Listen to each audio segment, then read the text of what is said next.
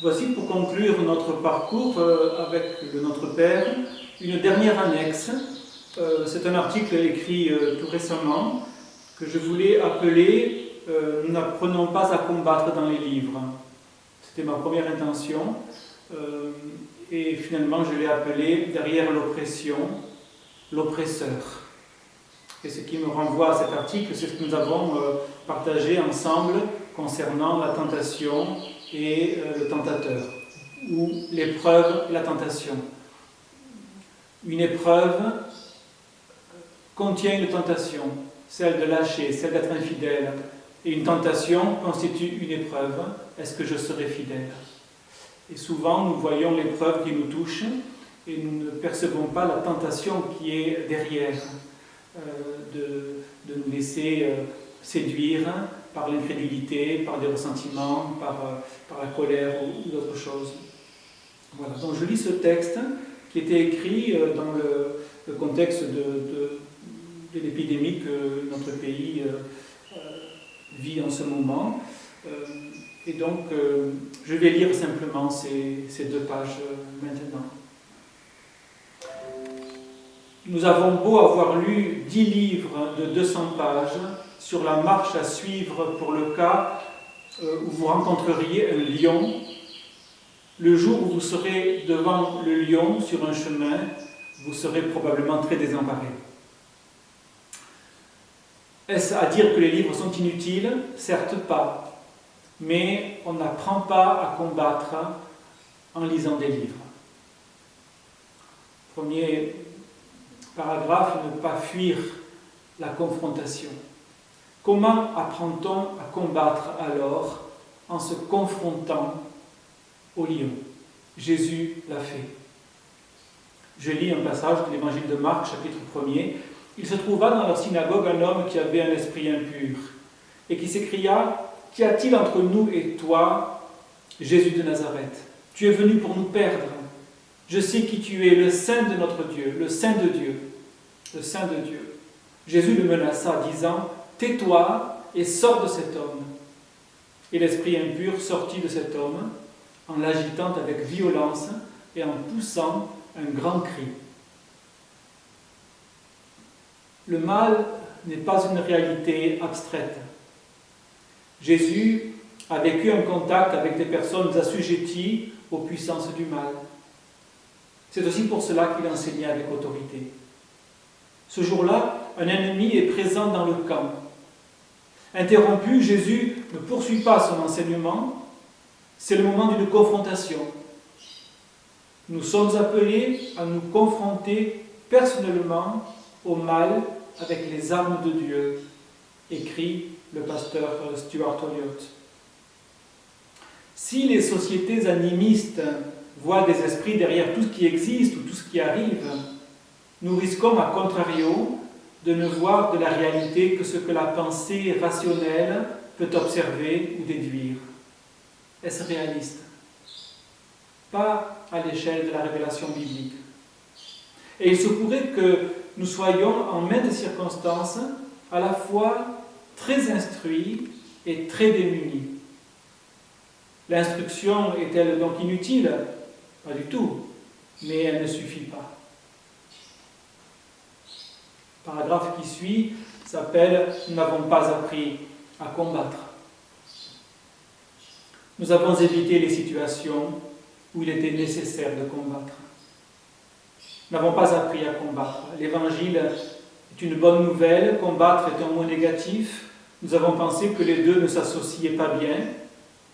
De plus, aujourd'hui, la notion de combat renvoie au comportement religieux extrême ou fanatique. Et par peur d'être assimilés, nous avons collectionné plutôt les termes doux, positifs, apaisants, consensuels. Et tout cela convient à peu près tant que la confrontation peut être évitée. Nous n'avons pas appris à combattre. Un jour cependant, le chemin est barré. Impossible de poursuivre la route sans déloger un adversaire qui est d'autant plus redoutable que son identité n'est pas bien dévoilée. Beaucoup conçoivent le monde sans Dieu. Nous le concevons souvent sans le prince des ténèbres, appelé par Jésus prince de ce monde. Ainsi nos armes sont au placard. Quand l'heure de combattre arrive, nous faisons un discours de plus et nous nous esquivons. Et nous laissons beaucoup de personnes désemparées et sans secours véritable. La moquerie, l'impureté, l'orgueil, la colère, le mensonge, la peur, l'oppression sont bien des postures relationnelles ou psychologiques, mais ce n'est pas que cela. Ces attitudes peuvent aussi être l'effet d'agissements de nature démoniaque. Le diable est-il toujours en cause ? Non, mais il n'est jamais bien loin, cherchant les failles, cherchant les occasions. Jésus a été confronté à cela. L'épisode de son jeûne dans le désert le montre clairement. Matthieu chapitre 4, dès le début du chapitre. Sa confrontation avec Pierre aussi le montre. Matthieu chapitre 16. Que fait Jésus ? Il cite l'Écriture, mais il ne fait pas que cela. Il prend position, il résiste. Le fait qu'il ait dû le faire à 3 reprises dans le désert montre la ténacité de l'ennemi et la nécessité d'une forte détermination de notre part. En réalité, la peur doit changer de camp. L'apôtre Jacques écrit « Soumettez-vous donc à Dieu ». Et c'est en se soumettant à Dieu qu'on détient une part de son autorité. Voilà, cette autorité ne nous est pas accordée naturellement. Soumettez-vous donc à Dieu, et résistez au diable, et il fuira loin de vous. Épître de Jacques, chapitre 4. Ainsi, demander à Dieu de résister au diable est une prière inutile. Nous devons le faire nous-mêmes, au nom de Jésus qui a vaincu le diable. Les armes avec lesquelles nous combattons ne sont pas seulement humaines, dit Paul, mais elles sont puissantes de par Dieu pour renverser les forteresses. De Corinthiens, chapitre 10. N'importe quel chrétien peut résister au diable dès lors qu'il connaît le Seigneur et qu'il marche avec lui. Cela donne envie de bien comprendre, n'est-ce pas, ce que signifie marcher avec lui. Dans le Nouveau Testament, les mots épreuve et tentation traduisent le même mot grec. Effectivement, toute tentation constitue une épreuve, et toute épreuve est porteuse d'une tentation. Dans les 2 cas, nous pouvons sortir vaincus ou vainqueurs, ce qui ne produira pas les mêmes fruits, bien sûr. Nous devons revêtir les armes de Dieu. Tout le monde comprend ce qu'est une épreuve. Il en existe de 1000 sortes. Tout le monde ne saisit pas les enjeux d'une tentation. Dans les 2 cas, notre responsabilité, nos ressources sont sollicitées, mais pas exactement de la même manière. La tentation renvoie à la conscience, mais aussi au tentateur.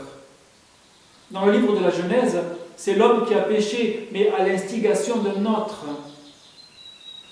Derrière le tentateur se cache la mort. Pas seulement la mort naturelle, comme on dit, mais la mort ténébreuse, qui est la séparation d'avec Dieu, la mort glacée où l'amour n'est plus. Percevoir cela, même confusément, est sans doute à l'origine de l'anxiété, de l'angoisse, de l'oppression qui peuvent saisir les hommes en bien des circonstances. Et même Jésus a été confronté à ces oppressions et à de l'angoisse à certains moments. Mais avons-nous appris à combattre ? On comprend que les mots de consolation, d'encouragement, qu'on pourra dire ou entendre, ne suffiront pas nécessairement. Derrière l'oppression, il y a un oppresseur, un ennemi, sans scrupule, qui se tient en embuscade, cherchant qui il dévorera, écrit l'apôtre Pierre, et qui ajoute « Résistez-lui avec une foi ferme ». Les armes de Dieu ne constituent pas un déguisement pour s'amuser. Il s'agit d'un équipement pour ne pas être vaincu. La vérité pour ceinture, la cuirasse de la justice, le zèle que donne l'Évangile pour chaussure, le bouclier de la foi, le casque du salut et l'épée de l'Esprit qui est la parole de Dieu. Rien de superflu dans tout cela. En revenant d'un lieu de conflit, un jour, je me suis dit qu'en réalité, c'est partout la guerre. Il y a seulement des endroits, des moments où cela se voit plus. Deux attitudes empêchent de combattre, l'ignorance et la passivité. Ne soyons pas ignorants, ne soyons pas passifs. En tant que chrétiens, soyons des hommes et des femmes de paix. Soyons aussi des hommes et des femmes qui apprennent à combattre et qui font reculer l'oppresseur au nom du Seigneur vivant.